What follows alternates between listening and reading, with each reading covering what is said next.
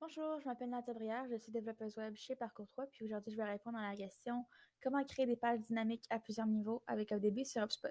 Donc, premièrement, qu'est-ce qu'une page dynamique? Les pages dynamiques, c'est des pages CMS qui obtiennent leur contenu à partir d'une source de données structurée. Donc, souvent, ça va être utilisé pour faire des pages avec des blocs répétitifs comme un calendrier d'événements, un catalogue de produits, une liste d'employés, euh, plus encore. Euh, donc, dans mon exemple d'aujourd'hui, c'est une liste de catégories de nourriture.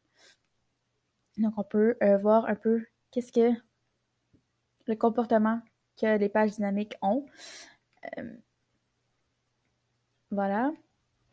Donc, pour commencer, pour faire une page dynamique, il faut créer vos tables dans HubDB. Donc, dans ma liste de tables, j'ai ma table parente qui est food, puis mes sous-catégories qui sont mes tables enfants. Donc, après que vos tables soient remplies, vous pouvez les relier ensemble. Pour les relier, il faut activer dans les settings l'option page dynamique, puis l'option Child Tables. Vous devez activer également dans les tables enfants l'option page dynamique. Donc, une fois qu'elles sont activées dans toutes les tables, vous pouvez aller par la suite sélectionner vos tables enfants. Donc, pour mes fruits, je dois sélectionner ma table fruits, etc. Donc, une fois que ça c'est fait, on va créer le module qu'on va par la suite insérer dans le template. Donc, pour créer le module, HubSpot offre déjà dans la documentation un exemple de code. Donc, vous pouvez vous inspirer du code dans la page de documentation.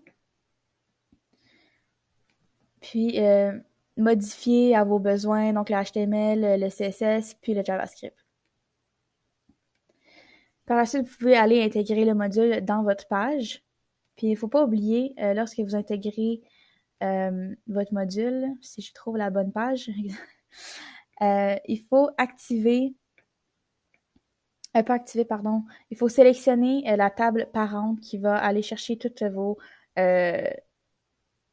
données. Donc, dans mon cas, c'était food.